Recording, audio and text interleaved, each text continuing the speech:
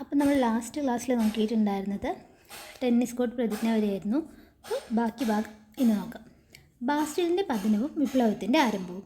Louis 16 രാജാവ് തൻ്റെ ഉപദേഷ്ടാവായിരുന്ന നെക്കറെ സ്ഥാനഭ്രഷ്ടനാക്കുകയും Paris വിട്ടുപോകാൻ ആജ്ഞാപിക്കുകയും ചെയ്തു എന്ന വാർത്ത കാട്ടുതീ പോലെ പടർന്നു.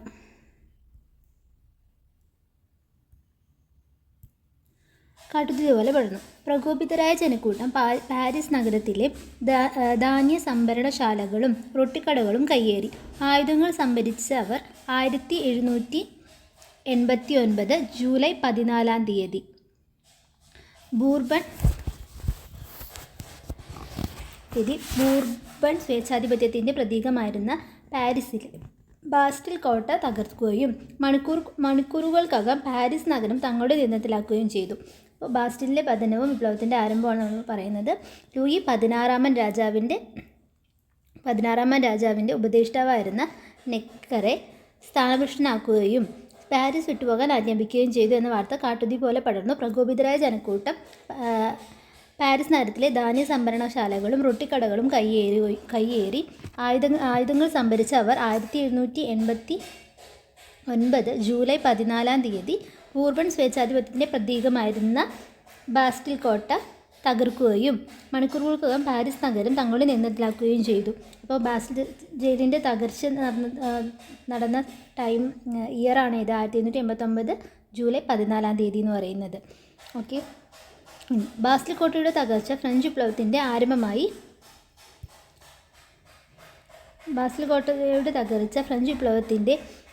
ആരംഭമായി കണക്കാക്കുന്നു. ഫ്രാൻസിൻ്റെ ഗ്രാമപ്രദേശങ്ങളിലും അക്രമങ്ങൾ അരങ്ങേറി. നികുതി പിരിവുകാരും ജനങ്ങളുടെ കോപത്തിനിരയായി. ജനരോക്ഷം ഭയന്ന ലൂയി 16 ദേശീയസഭ പാസാക്കിയ നിയമങ്ങൾക്ക് അംഗീകാരം നൽകി. ദേശീയസഭ നിയമനിർമ്മാണം വഴി നടപ്പിലാക്കിയ ചില പരിഷ്കാരങ്ങൾ ആണ് ചുവടെ കൊടുത്തിരിക്കുന്നത്. അപ്പോൾ എന്തൊക്കെയാണ് ഉണ്ടായത്? 1789 ജൂലൈ 14 ഫ്രാൻസിലെ ഭരണകൂടത്തിൻ്റെ പ്രതീകമായിട്ടുള്ള ബാസ്റ്റിൽ കോട്ട തകർന്നു ജൂലൈ 14. ഓക്കെ അല്ലേ? അതിനുശേഷം അപ്പോൾ ഈ ജനങ്ങളൊക്കെ രോഷാകുലരായപ്പോൾ ഇതിനെ നേരിടാൻ വേണ്ടിയിട്ട് ലൂയി 16 എന്ത് ചെയ്തു? ദേശീയസഭ കുറച്ച് നിയമങ്ങൾ പാസ്സാക്കിയിട്ടുണ്ടായിരുന്നു. അത് നടപ്പിലാക്കാൻ വേണ്ടിയിട്ട് അതിന് അംഗീകാരം നൽകി. അപ്പോൾ അങ്ങനെ ദേശീയസഭ നിയമനിർമ്മാണം വഴി നടപ്പിലാക്കിയ പരിഷ്കാരങ്ങളാണ് ഇതൊക്കെ. അടിമത്തം നിർത്തലാക്കി. പ്രഭുക്കളുടെ പ്രത്യേക അധികാരങ്ങൾ എടുത്തു കളഞ്ഞു. അതേപോലെ ജനങ്ങൾ കത്തോലിക്ക സഭയ്ക്ക് നൽകിക്കൊണ്ടിരുന്ന കരം നിർത്തലാക്കി. അധികമായി ചുമത്തിയിരുന്ന നികുതികൾ റദ്ദാക്കി. ഓക്കെ അല്ലേ? അപ്പോൾ 1789 ബാസ്റ്റിൽ ജയിൽ തകർന്നതിനോടൊപ്പം ജനങ്ങൾക്ക് വേണ്ടി ദേശീയ നിയമനിർമ്മാണം വഴി നടപ്പിലാക്കിയ ചില പരിഷ്കാരങ്ങളാണിത്.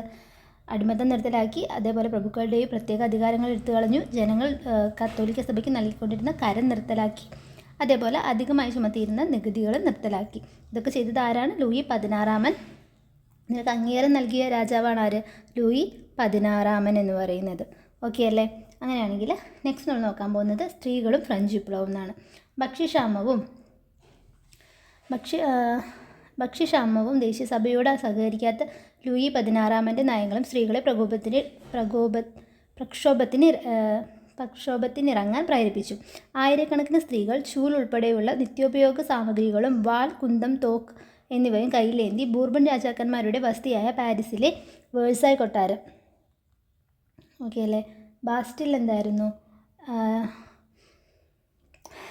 ബൂർബൺ സ്വേച്ഛാധിപത്യത്തിൻ്റെ പ്രതീകമായിരുന്ന പാരീസിലെ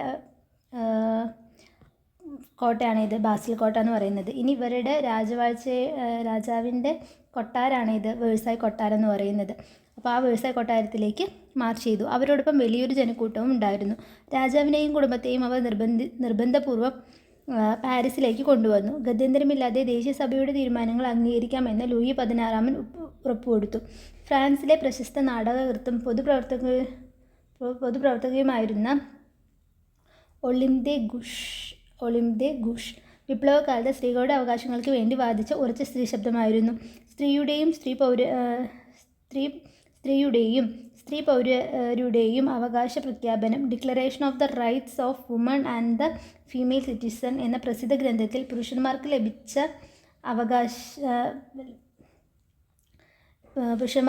അവകാശങ്ങൾ സ്ത്രീകൾക്കും ലഭിക്കണമെന്ന് അവർ ആവശ്യപ്പെട്ടു. അപ്പോൾ അവരുടെ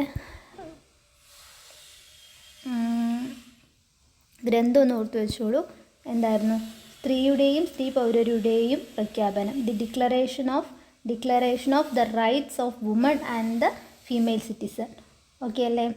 declaration of the rights of woman and of the female citizens. Okay, അവർ ആ ഗ്രന്ഥത്തിൽ എന്താണ് പറയുന്നത്? പുരുഷന്മാർക്ക് ലഭിച്ച അവകാശങ്ങൾ സ്ത്രീകൾക്കും ലഭിക്കണമെന്ന് അവർ ആവശ്യപ്പെട്ടു. സ്ത്രീകൾക്കും പുരുഷന്മാർക്കും തുല്യ അധികാരവും അവകാശങ്ങളുമുള്ള സാമൂഹിക ഘടനയ്ക്ക് വേണ്ടി അവർ നിലകൊണ്ടു. തുല്യ അധികാരവും അവകാശമുള്ള സാമൂഹിക ഘടനയ്ക്ക് വേണ്ടി അവർ നിലകൊണ്ടു. സ്ത്രീ സമത്വത്തിനു വേണ്ടി വാദിച്ച മറ്റൊരു വനിതയായിരുന്നു മാഡം റാങ് റോളണ്ട്. ഓക്കെ അല്ലേ? നേരത്തെ പറഞ്ഞത് ആരായിരുന്നു? ഒളിമ്പ് ദേ ഗുഷ്. ഇപ്പോൾ പറഞ്ഞത് ആരാണ്? മാഡം റാങ് റോളണ്ട്. ഒളിമ്പ് ദേ ഗുഷും മാഡം റാങ് റോളണ്ടും. ഓക്കെ അല്ലേ? സ്ത്രീകളുടെ ഈ അവകാശ സമരത്തിന് ചില നേട്ടങ്ങളുണ്ടായി. സ്വത്തിനുമേലുള്ള അവകാശം, വിവാഹമോചനം നേടുന്നതിനുള്ള അവകാശം എന്നിവ അവയിൽ ചിലതാണ്. ഓക്കെ, ഇനി വസ്ത്രം പ്രതിഷേധത്തിൻ്റെ പ്രതീകം നോക്കി നോക്കാം. അതെന്താ പറയുന്നത്? ഫ്രാൻസിലെ ഉന്നതകുല ജാതർ പരമ്പരാഗതമായി ധരിച്ചിരുന്നത് കാൽമുട്ട് വരെ ഇറക്കമുള്ള ബ്രീച്ചുകൾ എന്നറിയപ്പെടുന്ന ഒരുതരം പാൻസ് ആയിരുന്നു. ഉന്നതകുല ജാതരോടുള്ള പ്രതിഷേധത്തിൻ്റെ ഭാഗമായി തൊഴിലാളികളും കർഷകരും കാൽപാദം വരെ എത്തുന്ന പാൻറ്റലോൺ എന്നറിയപ്പെടുന്ന നീളൻ ട്രൗസറുകൾ ധരിക്കാൻ തുടങ്ങി. ഇവർ സാൻസ്കുലോട്ടുകൾ എന്നറിയപ്പെട്ടു. വിപ്ലവാനുകൂലികളുടെ പ്രതീകമായി പാൻലോൺ മാറി. കൂടുതൽ ആളുകൾ പാൻലോൺ ധരിക്കാൻ തുടങ്ങിയത് വിപ്ലവം ജനകീയമായി മാറി എന്നതിൻ്റെ തെളിവായി. ഫ്രീജിയൻ തൊപ്പിയും വിപ്ലവത്തിൻ്റെ പ്രതീകമായിരുന്നു. അടിമത്തത്തിൽ നിന്ന് മോചിപ്പിക്കപ്പെട്ടവർ എന്ന് സൂചിപ്പിക്കുന്നതിനു വേണ്ടിയാണ് തൊഴിലാളികൾ ചുവപ്പ് നിറമുള്ള ഫ്രീജിയൻ തൊപ്പികൾ ധരിച്ചത്. ഓക്കെ അല്ലേ? അപ്പോൾ ഫ്രീജിയൻ തൊപ്പി, അതേപോലെ പാൻറ്റലോൺ എന്നറിയപ്പെടുന്ന നീളൻ ട്രൗസറുകൾ ധരിച്ചിട്ടുണ്ടായിരുന്നവർ അറിയപ്പെട്ടിരുന്ന എന്താണ്? സാൻസ്കുലോട്ടുകൾ. ഓക്കെ, ഇനി ഫ്രാൻസിലെ ഉന്നതകുല ജാതർ പരമ്പരാഗത ധരിച്ചിരുന്നത് കാൽമുട്ട് വരെ ഇറക്കമുള്ള ബ്രീച്ചുകൾ എന്നറിയപ്പെടുന്ന ഡ്രസ്സായിരുന്നു. ഓക്കെ അല്ലേ? ബ്രീച്ചുകൾ. ഓക്കെ, ഇവർ കാൽപാദം വരെ എത്തുന്ന പാൻറ്റാണ് വിപ്ലവകാരികൾ ധരിച്ചിരുന്നത്. ഇവരറിയപ്പെടുന്നത് സാൻസ്കുലോട്ടുകൾ എന്നായിരുന്നു. അതേപോലെ ഫ്രീജിയൻ തൊപ്പി എന്ന് പറയുന്നത് എന്താണ്? വിപ്ലവത്തിൻ്റെ പ്രതീകമായിരുന്നു. ഫ്രീജിയൻ തൊപ്പിയുടെ കളർ റെഡ്. ഓക്കെ, ഇനി പുതിയ ഭരണഘടന. സ്വാതന്ത്ര്യരും അവകാശങ്ങളെ തുല്യതയുള്ളവരുമായിട്ടാണ് മനുഷ്യർ ജനിക്കുന്നതും ജീവിക്കുന്നതും. സ്വാതന്ത്ര്യവും അവകാശങ്ങൾ തുല്യതയുള്ളവരുമായിട്ടാണ് മനുഷ്യർ ജനിക്കുന്നതും ജീവിക്കുന്നതും. ദേശീയസഭ ഫ്രാൻസിനായി തയ്യാറാക്കിയ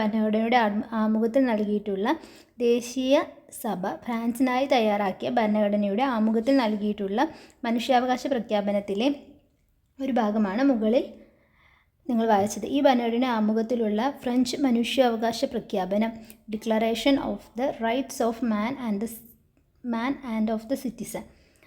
ഓക്കെ, ആമുഖത്തിലുള്ള ഫ്രഞ്ച് മനുഷ്യാവകാശ പ്രഖ്യാപനം ഫ്രഞ്ച് വിപ്ലവത്തിൻ്റെ ഒരു പ്രധാന ഫലമാണ്. മനുഷ്യാവകാശ പ്രഖ്യാപനം ഫ്രഞ്ച് വിപ്ലവത്തിൻ്റെ ഒരു പ്രധാന ഫലമാണ്. 1789 നടന്ന ഫ്രഞ്ച് മനുഷ്യാവകാശ പ്രഖ്യാപനത്തിൻ്റെ പ്രധാന ആശയങ്ങൾ എന്തൊക്കെയാണെന്ന് നോക്കാം. സ്വതന്ത്രനായി ജനിക്കുന്ന മനുഷ്യൻ തുല്യ അവകാശങ്ങളോടെ സ്വതന്ത്രനായി ജീവിക്കുന്നു. ഓക്കെ അല്ലേ? സ്വതന്ത്രനായി ജനിക്കുന്ന മനുഷ്യൻ തുല്യ അവകാശങ്ങളോടെ സ്വതന്ത്രനായി ജീവിക്കുന്നു. എല്ലാ രാഷ്ട്രീയ കൂട്ടായ്മകളുടെയും ലക്ഷ്യം മനുഷ്യൻ്റെ സ്വാഭാവികവും അവിഭാജ്യവുമായ അവകാശങ്ങൾ സംരക്ഷിക്കുക എന്നതാണ്. അവ സ്വാതന്ത്ര്യം, സ്വത്ത്, സുരക്ഷിതത്വം, അടിച്ചമർത്തലുകളെ ചെറുക്കൽ എന്നിവയ്ക്കുള്ള അവകാശമാണ്. എല്ലാ രാഷ്ട്രീയ കൂട്ടായ്മകളുടെയും ലക്ഷ്യം മനുഷ്യൻ്റെ സ്വാഭാവികവും അവിഭാജ്യവുമായ അവകാശങ്ങൾ സംരക്ഷിക്കുക എന്നതാണ്. അവകാശങ്ങൾ ഏതൊക്കെയാണ്? സ്വാതന്ത്ര്യം, സ്വത്ത്, സുരക്ഷിതത്വം, അടിച്ചമർത്തലുകളെ ചെറുക്കൽ എന്നിവയ്ക്കുള്ള അവകാശം. എല്ലാ പരമാധികാരവും രാഷ്ട്രത്തിൽ കുടികൊള്ളുന്നു. മറ്റുള്ളവർക്ക് ഹാനികരമല്ലാത്ത പ്രവർത്തനങ്ങൾ നടത്താനുള്ള അധികാരമാണ് സ്വാതന്ത്ര്യത്തിൽ ഉൾക്കൊള്ളുന്നത്. എല്ലാ പരമാധികാരവും രാഷ്ട്രത്തിൽ കുടികൊള്ളുന്നു. മറ്റുള്ളവർക്ക് ഹാനികരമല്ലാത്ത പ്രവർത്തനങ്ങൾ നടത്താനുള്ള അധികാരമാണ് സ്വാതന്ത്ര്യത്തിൽ ഉൾക്കൊള്ളുന്നത്. സമൂഹത്തിന് ഹാനികരമാകുന്ന പ്രവർത്തനങ്ങളെ വിലക്കാനുള്ള അവകാശം മാത്രമേ നിയമത്തിനുള്ളൂ. സമൂഹത്തിന് ഹാനികരമാകുന്ന അവകാശങ്ങളെ വിലക്കാനുള്ള അവകാശം മാത്രമേ നിയമത്തിനുള്ളൂ. അപ്പോൾ ഒന്നുകൂടെ പറയാം. ഫ്രഞ്ചിലെ മനുഷ്യാവകാശ പ്രഖ്യാപനത്തിലുണ്ടായിരുന്ന പ്രധാന ആശയങ്ങൾ എന്ന് പറയുന്നത് എന്തൊക്കെയായിരുന്നു? സ്വതന്ത്രനായി ജനിക്കുന്ന മനുഷ്യൻ തുല്യ അവകാശങ്ങളോടെ സ്വതന്ത്രനായി ജീവിക്കുന്നു. എല്ലാ രാഷ്ട്രീയ കൂട്ടായ്മകളുടെയും ലക്ഷ്യം മനുഷ്യൻ്റെ സ്വാഭാവികവും അവിഭാജ്യവുമായ അവകാശങ്ങൾ സംരക്ഷിക്കുക എന്നതാണ്. അവ സ്വാതന്ത്ര്യം, സ്വത്ത്, സുരക്ഷിതത്വം, അടിച്ചമർത്തലുകളിൽ ചെറുക്കൽ എന്നിവയ്ക്കുള്ള അവകാശമാണ്. എല്ലാ പരമാധികാരവും രാഷ്ട്രത്തിൽ കുടികൊള്ളുന്നു. മറ്റുള്ളവർക്ക് ഹാനികരമല്ലാത്ത പ്രവർത്തനങ്ങൾ നടത്താനുള്ള അധികാരമാണ് സ്വാതന്ത്ര്യത്തിൽ ഉൾക്കൊള്ളുന്നത്. സമൂഹത്തിന് ഹാനികരമാവുന്ന പ്രവർത്തനങ്ങൾ വിലക്കാനുള്ള അവകാശം മാത്രമേ നിയമത്തിനുള്ളൂ. ഓക്കെ അല്ലേ? ഫ്രഞ്ച് ദേശീയ സഭ ഫ്രാൻസിൻ്റെ സാമൂഹിക, സാമ്പത്തിക, രാഷ്ട്രീയ രംഗത്ത് നിരവധി പരിഷ്കാരങ്ങൾ നടപ്പിലാക്കി. ഇവയിൽ പ്രധാനപ്പെട്ടവ ഇപ്പം നമ്മൾ കണ്ടത് എന്തായിരുന്നു? മനുഷ്യാവകാശ പ്രഖ്യാപനത്തിലെ പ്രധാന ആശയങ്ങളാണ്. ഇനി നമ്മൾ പറയാൻ പോകുന്നത് ഫ്രഞ്ച് ദേശീയ സഭ ഫ്രാൻസിൻ്റെ സാമൂഹിക, സാമ്പത്തിക, രാഷ്ട്രീയ രംഗത്ത് പരിഷ്കാരങ്ങൾ നടത്തിയിട്ടുണ്ടായിരുന്നു. ആ പരിഷ്കാരങ്ങൾ എന്തൊക്കെയാണെന്നാണ് നെക്സ്റ്റ് പറയുന്നത്. രാജ്യത്താകമാനം ഏകീകൃത ഭരണഘടന നടപ്പിലാക്കി. അപ്പോൾ ആദ്യത്തെയാണെന്ത്? ഏകീകൃത ഭരണഘടന. അസൈനാറ്റ് എന്ന പേരിൽ പുതിയ കടലാസ് കറൻസി പുറത്തിറക്കി. അപ്പോൾ എന്തൊക്കെയാണ്? ഏകീകൃത ഭരണഘടന കൊണ്ടുവന്നു. അതേപോലെ അസൈനാറ്റ് എന്ന് പറയുന്ന പേരിൽ ഒരു പുതിയ കടലാസ് കറൻസി പുറത്തിറക്കി. മതമേധാവികളുടെ അസൈനറ്റ് എന്ന പേരിൽ പുതിയ കടലാസ് കറൻസി പുറത്തിറക്കി. മതമേധാവികളുടെ നിയന്ത്രണത്തിലായിരുന്ന സ്വത്തുക്കൾ കണ്ടുകെട്ടി. പൂർണ്ണമായ മതസഹിഷ്ണുത പ്രഖ്യാപിച്ചു. പുരോഹിതർ ഗവൺമെൻറ്റിൻ്റെ ശമ്പളം പറ്റുന്നവരായി മാറി. അപ്പോൾ ഫ്രഞ്ചിലെ സാമൂഹ്യ, സാമ്പത്തിക, രാഷ്ട്രീയ രംഗത്തുണ്ടായ പരിഷ്കാരങ്ങൾ എന്തൊക്കെയാണ്?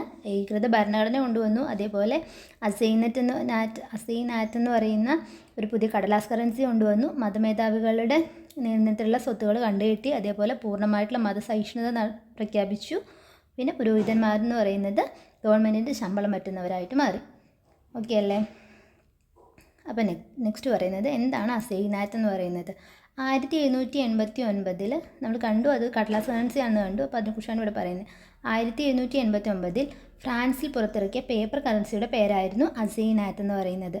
അസൈനാറ്റ് ഫ്രഞ്ച് സമ്പദ് വ്യവസ്ഥയെ സുസ്ഥിരമാക്കാനും ദേശീയ കടം വീട്ടാനുമുള്ള ബോണ്ടും പണവുമായി ഇതിനെ ഉപയോഗിക്കാൻ തീരുമാനിച്ചു. കാലക്രമേണ ഗവൺമെൻറ് അതിൻ്റെ ചെലവുകൾ വഹിക്കുന്നതിനായി അമിതമായ അളവിൽ അസൈനാറ്റ് അടിച്ചിറക്കാൻ തുടങ്ങി. ഇത് വൻതോതിലുള്ള പണപ്പെരുപ്പത്തിനും കറൻസിയുടെ ദ്രുതഗതിയിലുള്ള മൂല്യത്തകർച്ചയ്ക്കും കാരണമായി. 1796 ആയപ്പോഴേക്കും അസൈനാറ്റിൻ്റെ മൂല്യം നഷ്ടപ്പെട്ടു. 1789 ആണ് എന്ത് വരുന്നത്?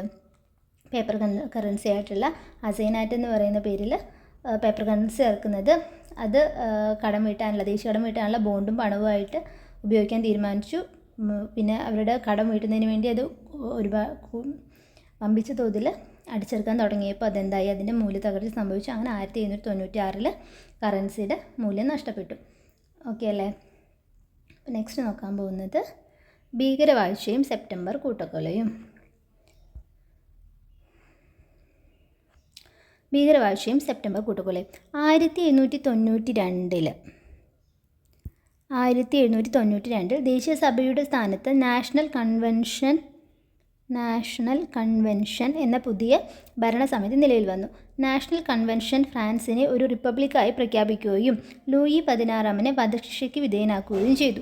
ഒരു റിപ്പബ്ലിക്കായി മാറിയ ഫ്രാൻസിൻ്റെ ഭരണ നേതൃത്വം ജാക്കോബിനുകൾ പിടിച്ചെടുത്തു. ഓക്കെ. യൂറോപ്പിലെ പ്രബല ശക്തികളായ ബ്രിട്ടനും ഓസ്ട്രിയയും റഷ്യയും ഫ്രാൻസിനെ ആക്രമിച്ചപ്പോൾ ഈ സ്ഥിതിവിശേഷം നേടുന്നതിന് വേണ്ടി പൊതുരക്ഷാ കമ്മിറ്റി രൂപീകരിച്ചു. ഈ കമ്മിറ്റിയുടെ നേതൃത്വത്തിൽ അതിഭീകരമായ ഭരണമാണ് പാരീസിൽ അരങ്ങേറിയത്. പാരീസ് നഗരത്തിൻ്റെ ഭരണം ഡാന്റൺ, ഹെബർട്ട്, മരാട്ട്, റോബസ്പിയർ എന്നിവരുടെ കൈകളിലായിരുന്നു. ഓക്കെ. അപ്പോൾ ഇനി നമ്മൾ പറയുന്നത് ഭീകരവാഴ്ചയെക്കുറിച്ചും അതേപോലെ സെപ്റ്റംബർ കൂട്ടക്കൊലയെക്കുറിച്ചുമാണ്. അപ്പോൾ 1992 ദേശീയസഭയുടെ സ്ഥാനത്ത് പുതിയതായിട്ട് എന്ത് വന്നു? നാഷണൽ കൺവെൻഷൻ എന്ന് പറയുന്ന പുതിയ ഭരണസമിതി നിലയിൽ വന്നു. അപ്പോൾ ഈ നാഷണൽ കൺവെൻഷൻ എന്ന് പറയുന്നത് ഫ്രാൻസിനെ ഒരു റിപ്പബ്ലിക്കായിട്ട് പ്രഖ്യാപിക്കുകയും അതേപോലെ നമ്മുടെ ലൂയി 16 വധശിക്ഷയ്ക്ക് വിധിക്കുകയും ചെയ്തു. റിപ്പബ്ലിക്കായിട്ടുള്ള ഫ്രാൻസിൻ്റെ ഭരണത്തിൻ്റെ നേതൃത്വം എന്ന് പറയുന്നത് ജാക്കോബിനുകളാണ് പിടിച്ചെടുത്തത്. അപ്പോൾ ഇനി നമ്മളിവിടെ നോക്കേണ്ടത് എന്താണ് ജാക്കോബിനുകളും അതേപോലെ ജിറോഡിസ്റ്റുകളും എന്താണെന്ന് അറിയണം ആദ്യം. അപ്പോൾ ഫ്രഞ്ച് വിപ്ലവ കാലത്ത് ഉയർന്നു വന്ന ഒരു രാഷ്ട്രീയ സാമൂഹിക വിഭാഗമായിരുന്നു എന്ത്? ജാക്കോബിനും അതേപോലെ ജിറോഡിസ്റ്റുകൾ എന്ന് പറയുന്നത്.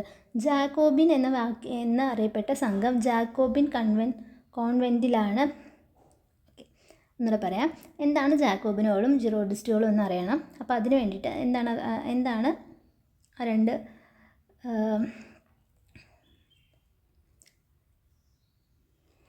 ഓക്കെ. ജാക്കോബിനുകളും ജിറോഡിസ്റ്റുകളും ഫ്രഞ്ച് വിപ്ലവകാലത്ത് ഉയർന്നു വന്ന ഒരു രാഷ്ട്രീയ സാമൂഹിക വിഭാഗമായിരുന്നു എന്ത്? ജാക്കോബിൻ എന്നറിയപ്പെട്ട സംഘം. ജാക്കോബിൻ കോൺവെൻറ്റിലാണ് ഇവർ ആദ്യകാല യോഗം ചേർന്നിരുന്നത്. അതിനാലാണ് ഇവർ ജാക്കോബിനുകൾ എന്നറിയപ്പെട്ടത്. ജാക്കോബിൻ ഇതൊരു രാഷ്ട്രീയ സാമൂഹിക സംഘമാണ്. ഇവർ ജാക്കോബിൻ എന്ന് പറയുന്ന ഒരു കോൺവെൻറ്റിലാണ് എന്ത് ചെയ്തിട്ടുണ്ടായിരുന്നത്? സമ്മേളനങ്ങൾ നടത്തിയിട്ടുണ്ടായിരുന്നത്, ആദ്യകാലത്ത് യോഗം ചേർന്നിരുന്നത്. അതുകൊണ്ടാണ് ഇവർ എന്തറിയപ്പെടുന്നത്? ജാക്കോബിനുകൾ എന്നറിയപ്പെടുന്നത്.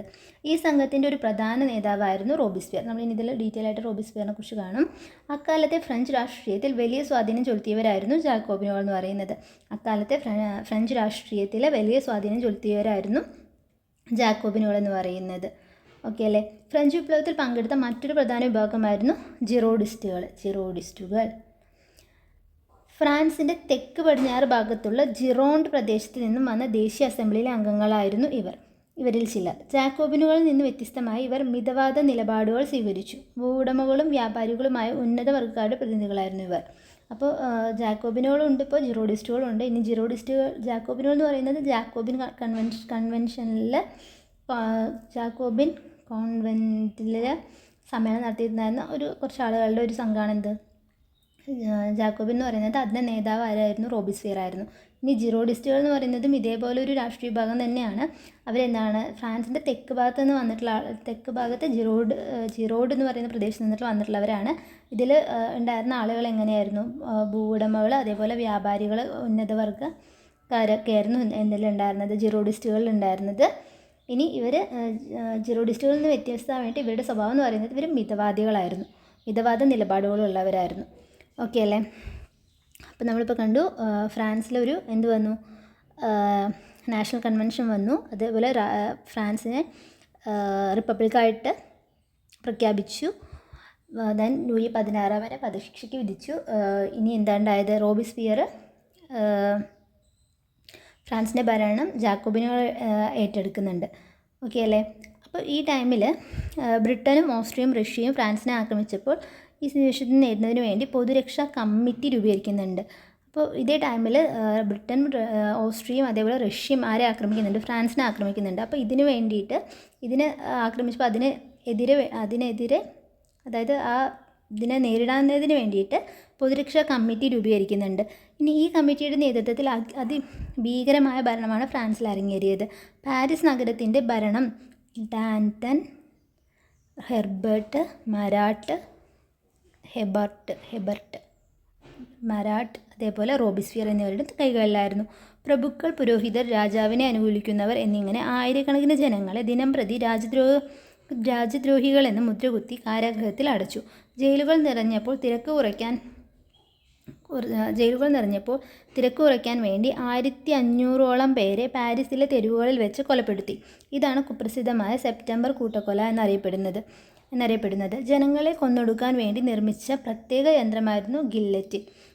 ഭീകരവാഴ്ചയുടെ കാലത്ത് അനേകായിരങ്ങളുടെ മരണത്തിന് കാരണക്കാരായ റിപ്പബ്ലിക്കിൻ്റെ നേതാക്കന്മാരും പിന്നീട് ഇതേ രീതിയിൽ ഗില്ലറ്റിന് വിധേയരായി വധിക്കപ്പെട്ടു.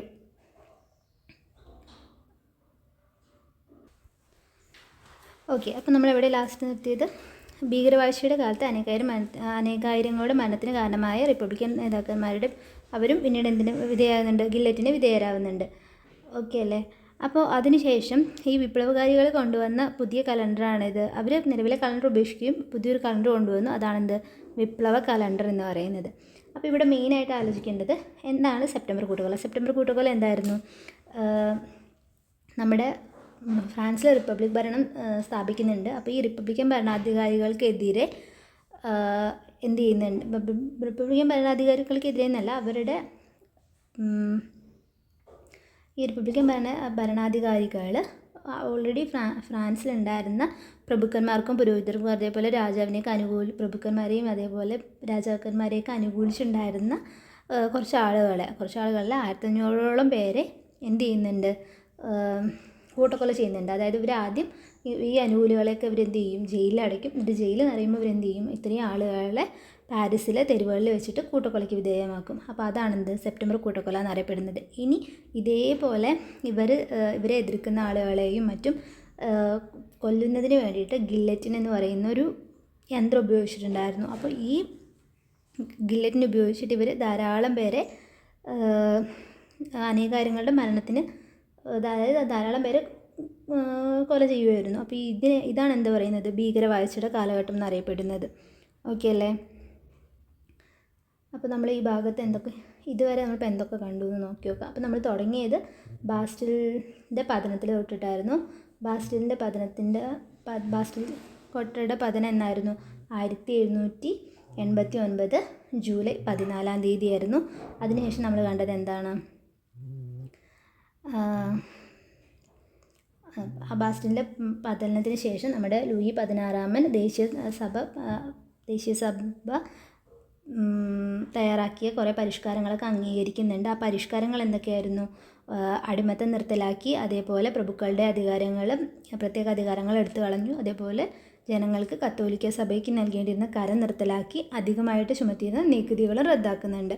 അതിനുശേഷം കണ്ടത് സ്ത്രീകളുടെ സ്വാധീനമാണ്. ഫ്രഞ്ച് വിപ്ലവത്തിൽ ഉണ്ടായിരുന്ന സ്ത്രീകളുടെ സ്വാധീനമാണ്. അവർ വേഴ്സായ് കൊട്ടാരത്തിലേക്ക് മാർച്ച് ചെയ്യുന്നുണ്ട്. എന്നിട്ട് രാജാവിനെയും അതേപോലെ കുടുംബത്തെയും പാരീസിലേക്ക് കൊണ്ടുവന്നിട്ട് അവരുടെ അതായത് ദേശീയ സഭ രൂപീകരിച്ച തീരുമാനങ്ങൾ അംഗീകരിക്കണമെന്ന് ആവശ്യപ്പെടുന്നുണ്ട്. ഇനി അതിന് നേതൃത്വം നൽകിയിട്ടുള്ള 2 വനിതകളെ പഠിച്ചു. അതിലൊന്നായിരുന്നു ഒളിമ്പിതെ ഗുഷും അതേപോലെ മാഡം ഴാങ് റോളണ്ടും. ഇനി ഒളിമ്പിതെ ഗുഷ് എന്ന് പറയുന്ന അവരുടെ ഒരു പ്രധാനപ്പെട്ട ഗ്രന്ഥമാണിത്. സ്ത്രീയുടെയും സ്ത്രീ പൗരരുടെയും അവകാശ പ്രഖ്യാപനം എന്ന് പറയുന്നത്, അതായത് declaration of the rights of woman and of the female citizen എന്ന് പറയുന്നത്. ഇനി അവർ പറഞ്ഞിട്ടുണ്ടായിരുന്ന പുരുഷന്മാർക്ക് ലഭിച്ച അതേ അവകാശങ്ങൾ സ്ത്രീകൾക്കും വേണം എന്നായിരുന്നു അതിൽ പറയുന്നുണ്ടായിരുന്നത്. പിന്നെ നമ്മൾ കണ്ടിട്ടുണ്ടായിരുന്നത് ഈ അവകാശ പ്രഖ്യാപനത്തിൻ്റെ, അതായത് ഇവരുടെ ഈ സ്ത്രീകളുടെ ഈ അവകാശ സമരത്തിൻ്റെ ഭാഗമായിട്ട് അവർ കുറച്ച് അവകാശങ്ങൾ നേടിയെടുക്കുന്നുണ്ട്. അതിൽ മെയിനായിട്ടുള്ളതാണ് ഇതൊക്കെ: സ്വത്തിനുള്ള അവകാശം, അതേപോലെ വിവാഹമോചനം നേടുന്നതിന് വേണ്ടിയിട്ടുള്ള അവകാശം എന്ന് പറയുന്നത്. പിന്നെ കണ്ടത് വസ്ത്രം പ്രതിഷേധത്തിൻ്റെ പ്രതീകമാകുന്നത്. അതായത് ഫ്രാൻസിലെ ഉന്നതകുല ജാതകർ ധരിച്ചിട്ടുണ്ടായിരുന്നത് ബ്രീച്ചുകൾ എന്ന് പറയുന്ന കാൽമുട്ട് വരെ ഇറക്കമുള്ളൊരു വസ്ത്രമായിരുന്നു. അപ്പോൾ അതിനെതിരെ സാധാരണക്കാരായിട്ടുള്ള ജനങ്ങൾ പാൻറ്റലോൺ എന്ന് പറയുന്ന നീളൻ ട്രൗസറുകൾ ധരിക്കാൻ തുടങ്ങി. അതേപോലെ അവർ ഇങ്ങനെ ധരിച്ചിട്ടുണ്ടായിരുന്നവർ അറിയപ്പെട്ടിരുന്നതാണ് സാൻസ്ക്ലോട്ടുകൾ എന്ന് പറയുന്നത്. പിന്നെ ഇതേപോലെ പ്രതിഷേധത്തിൻ്റെ പ്രതീകമായിട്ടുള്ള ഇതായിരുന്നു വിപ്ലവത്തിൻ്റെ പ്രതീകമായിട്ടുള്ള ഇതായിരുന്നു ഫ്രീജിയൻ തൊപ്പികൾ എന്ന് പറയുന്നത്. ചുവപ്പ് നിറമുള്ള തൊപ്പികളാണ് ഫ്രീജിയൻ തൊപ്പികൾ. അത് കഴിഞ്ഞിട്ട് നമ്മൾ കണ്ടത് ഫ്രാൻസിൻ്റെ ഒരു ഭരണഘടന തയ്യാറാക്കുന്നതാണ്. അപ്പോൾ പുതിയ ഭരണഘടന വരുന്നതാണ്. ദേശീയ സഭ ഫ്രാൻസിനായിട്ട് പുതിയ ഭരണഘടന രൂപീകരിക്കുന്നുണ്ട്. അതേപോലെ അതിൽ ഫ്രഞ്ചിലെ മനുഷ്യരുടെ മനുഷ്യാവകാശ പ്രഖ്യാപനം നടത്തേണ്ടതുണ്ട്. അപ്പം മനുഷ്യാവകാശ പ്രഖ്യാപനം നടക്കുന്നത് 1889 അതിൽ മെയിനായിട്ട് പറയുന്നത് എന്തായിരുന്നു? സ്വതന്ത്രനായി ജനിക്കുന്ന മനുഷ്യൻ തുല്യ അവകാശങ്ങളോടെ സ്വതന്ത്രനായി ജീവിക്കുന്നു. എല്ലാ രാഷ്ട്രീയ കൂട്ടായ്മകളുടെയും ലക്ഷ്യം മനുഷ്യൻ്റെ സ്വാഭാവികവും അവിഭാജ്യവുമായ അവകാശങ്ങൾ സംരക്ഷിക്കുക എന്നാണ്. അതിൽ വരുന്നതാണ് സ്വാതന്ത്ര്യം, അതേപോലെ സ്വത്ത്, സുരക്ഷിതത്വം, അടിച്ചമർത്തലുകളെ ചെറുക്കൽ എന്ന് പറയുന്നത്. പിന്നെ എല്ലാ പരമാധികാരവും രാഷ്ട്രത്തിൽ കുടികൊള്ളുന്നു. മറ്റുള്ളവർക്ക് ഹാനികരമല്ലാത്ത പ്രവർത്തനങ്ങൾ നടത്താനുള്ള അധികാരമാണ് സ്വാതന്ത്ര്യത്തിൽ ഉൾക്കൊള്ളുന്നത്. പിന്നെ പറയുന്നത് സമൂഹത്തിന് ഹാനികരമാകുന്ന പ്രവർത്തനങ്ങളെ വിലക്കാനുള്ള അവകാശം മാത്രമേ നിയമത്തിനുള്ളൂ എന്ന് പറയുന്നുണ്ട്. അത് കഴിഞ്ഞിട്ട് ഫ്രാൻസിലെ ദേശീയ സഭ ഫ്രാൻസിൻ്റെ സാമൂഹ്യ സാമ്പത്തിക രാഷ്ട്രീയ രംഗത്ത് കുറച്ച് പരിഷ്കാരങ്ങൾ കൊണ്ടുവരുന്നുണ്ട്. ആ പരിഷ്കാരങ്ങളാണ് എന്തൊക്കെ? രാജ്യത്ത് ആകമാനം ഏകീകൃത ഭരണഘടന നടപ്പിലാക്കുന്നുണ്ട്. അതേപോലെ അസൈനാറ്റ് എന്ന് പറയുന്ന കടലാസ് കറൻസി പുറത്തിറക്കുന്നുണ്ട്. മതമേധാവികളുടെ നേതൃത്വത്തിലായിരുന്ന സ്വത്തുകൾ കണ്ടുകിട്ടുന്നുണ്ട്. ഇനി പൂർണ്ണമായിട്ടുള്ള മതസഹിഷ്ണുത പ്രഖ്യാപിക്കുന്നുണ്ട്. പിന്നെ പുരോഹിതന്മാരെ ഗവൺമെൻറ്റിൻ്റെ ശമ്പളം പറ്റുന്നവരായിട്ട് മാറ്റുന്നുണ്ട്. ഇതൊക്കെയാണ് സാമൂഹ്യ സാമ്പത്തിക രാഷ്ട്രീയ രംഗത്ത് ഫ്രഞ്ചിലെ ദേശീയ സഭ കൊണ്ടുവന്ന പരിഷ്കാരം എന്ന് പറയുന്നത്. ഓക്കെ അല്ലേ? അത് കഴിഞ്ഞ് നമ്മൾ അസൈനാറ്റ് കണ്ടു. അപ്പോൾ അസൈനാറ്റ് എന്ന് പറയുന്നത് 1789 പുറത്തിറക്കിയ കടലാസ് കറൻസിയാണെന്ന് കണ്ടു. അപ്പോൾ ഇവർ ഇത് അമിതമായിട്ട് അടിച്ചിറക്കി. ഇവരുടെ ഫ്രഞ്ചിൻ്റെ കടമൊക്കെ വീട്ടുന്നതിന് വേണ്ടി ഇവർ ഈ കടലാസ് കറൻസി അമിതമായിട്ട്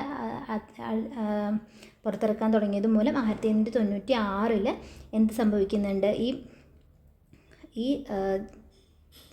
കടലാസ് കറൻസിയുടെ മൂല്യം നഷ്ടപ്പെടുന്നുണ്ട്. പിന്നെ നമ്മൾ കണ്ടിട്ടുണ്ടായിരുന്നത് ഭീകരവാഴ്ചയുടെയും സെപ്റ്റംബർ കൂട്ടക്കൊലയുടെയും ഭീകരവാഴ്ച സെപ്റ്റംബർ കൂട്ടക്കൊലയായിരുന്നു. അപ്പോൾ 1792 എന്ത് ദേശീയ സഭയുടെ സ്ഥാനത്ത് നാഷണൽ കൺവെൻഷൻ എന്ന് പറയുന്ന പുതിയ ഭരണസമിതി നിലവിൽ വരുന്നത്. അപ്പോൾ ഇതിൽ ഉണ്ടായിരുന്നത് ഈ സമയത്ത് എന്ത് സംഭവിക്കുന്നുണ്ട്? ഫ്രാൻസിനെ റിപ്പബ്ലിക്കായിട്ട് പ്രഖ്യാപിക്കുന്നുണ്ട്. അതേപോലെ ലൂയി 16 വധശിക്ഷയ്ക്ക് വിധേയനാക്കുന്നുണ്ട്. ഇനി ഫ്രാൻസിൻ്റെ ഭരണത്തിൻ്റെ നേതൃത്വം കൈക്കലാക്കുന്നത് ആരാണ്? അത് ജാക്കോബിനുകളാണ്. ജാക്കോബിനുകൾ എന്താണെന്ന് നമ്മൾ കണ്ടു. ജാക്കോബിനുകൾ എന്ന് പറയുന്നത് എന്തായിരുന്നു? രാഷ്ട്രീയ സാമൂഹിക വിഭാഗമായിരുന്നു ഇവർ. ഇവരുടെ പ്രത്യേകത എന്ന് പറയുന്നത് ഇവർ ജാക്കോബിൻ കോൺവെൻറ്റിൽ ആണ് ഇവർ ആദ്യകാലത്ത് യോഗങ്ങൾ ചേർന്നിട്ടുണ്ടായിരുന്നത്. അതുകൊണ്ടാണ് ഇവർ എന്തറിയപ്പെട്ടിരുന്നത്? ജാക്കോബിനുകൾ എന്നറിയപ്പെട്ടിരുന്നത്. ഇനി ഇതിൻ്റെ നേതൃത്വം നൽകിയ പ്രധാന വ്യക്തിയാണ് ആര്? റോബിസ്പിയർ എന്ന് പറയുന്നത്. അതുപോലെ ജിറോഡിസ്റ്റുകൾ എന്ന് പറയുന്നത് ഫ്രാൻസിൻ്റെ തെക്ക് പടിഞ്ഞാറ് പ്രദേശമായിട്ടുള്ള ജിറോഡ് എന്ന പ്രദേശത്ത് നിന്ന് വന്നിട്ടുള്ളവരായിരുന്നു. ഇവർ പൊതുവെ മിതവാദികളായിരുന്നു. അതേപോലെ ഇതിലുണ്ടായിരുന്നത് ഭൂവുടമകൾ, വ്യാപാരികൾ, അതേപോലെ ഉന്നത വർഗത്തിൽപ്പെട്ട ആളുകളൊക്കെ ആയിരുന്നു ഇതിലുണ്ടായിരുന്നത്, ജിറോഡിസ്റ്റുകളിലുണ്ടായിരുന്നത്.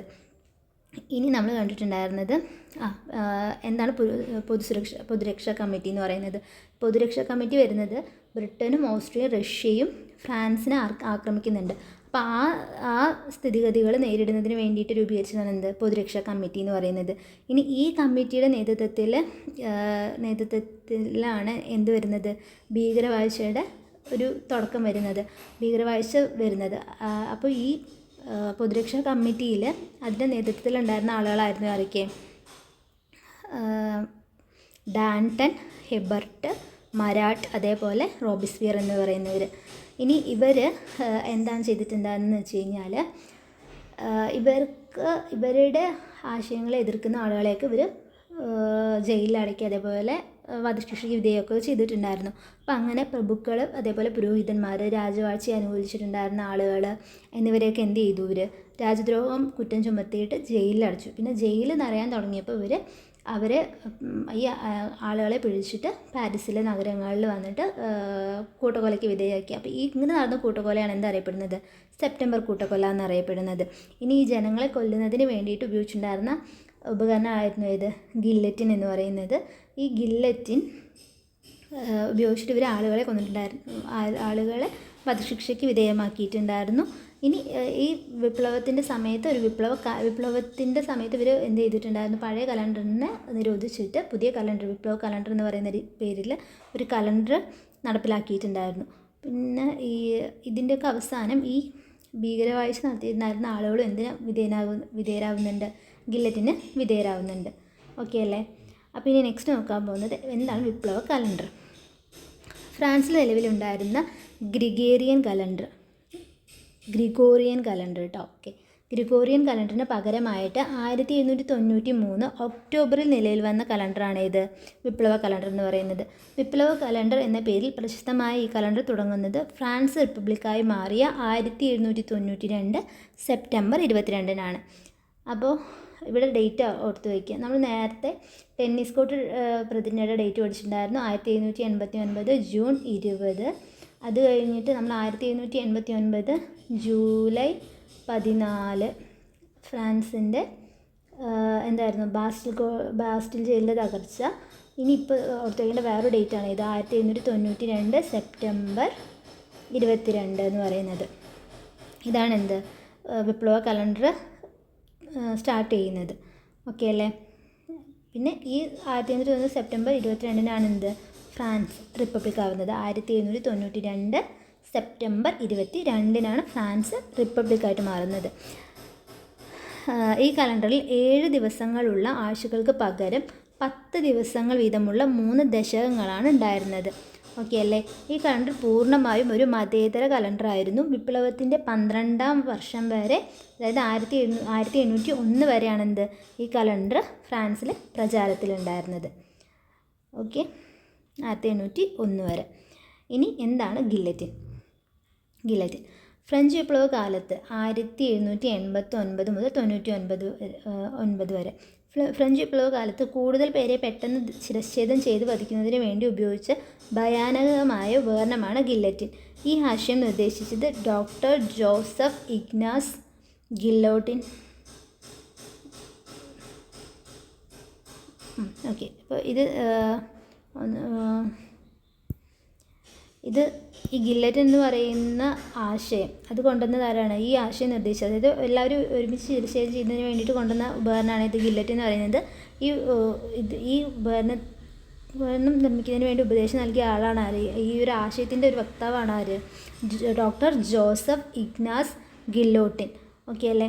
അപ്പോൾ ഇദ്ദേഹത്തിൻ്റെ പേരിലാണ് ഇത് അറിയപ്പെടുന്നത്. ലൂയി 16-ാമൻ രാജാവിനെയും മാരി ആൻറ്റോനറ്റ് രാജ്ഞിയെയും ഗില്ലറ്റിൻ ഉപയോഗിച്ചാണ് വധിച്ചത്. ഭീകരവാഴ്ചയുടെ കാലത്ത് വിപ്ലവ നേതാവായിരുന്ന റോബിസ്പിയറിനെയും ഗില്ലറ്റിന് വിധേയനാക്കിയിട്ടുണ്ട്. ഓക്കെ അല്ലേ. അപ്പോൾ ഈ റോബിസ്പിയർ ഗില്ലറ്റിൻ ഉപയോഗിച്ചിട്ട് ഒരുപാട് പേരെ വധിച്ചിട്ടുണ്ട്, ഒരുപാട് ജനങ്ങളെ മറ്റും. അപ്പോൾ അതേപോലെ ലാസ്റ്റ് റോബിസ്പിയർ എന്താവുന്നുണ്ട്? ഗില്ലറ്റിന് വിധേയനാകുന്നുണ്ട്. ഗില്ലറ്റിൻ്റെ പ്രത്യേകത എന്താണ്? ഒരേ സമയം കുറേ പേരെ വധിക്കുന്നതിന് വേണ്ടിയിട്ട് ഉപയോഗിച്ചതാണ് ഗില്ലറ്റിൻ എന്ന് പറയുന്നത്. ഇനി ഈ ആശയത്തിൻ്റെ വക്താവാണ് ആര്? Doctor Joseph Ignace Guillotin. Okay അല്ലേ. അപ്പോൾ ഇദ്ദേഹത്തിൻ്റെ ഈ ഗില്ലോട്ടിൻ്റെ പേരിലാണ് എന്ത് ഗില്ലറ്റിൻ എന്നുള്ള ഇത് അറിയപ്പെടുന്നത്. ഓക്കെ, ഇനി പുതിയ ഭരണഘടന. ഭീകരവാഴ്ച അവസാനിച്ച ശേഷം 1795 ഫ്രാൻസിൽ ഒരു പുതിയ ഭരണഘടന നിലവിൽ വന്നു. ഒരു മിനിറ്റ്.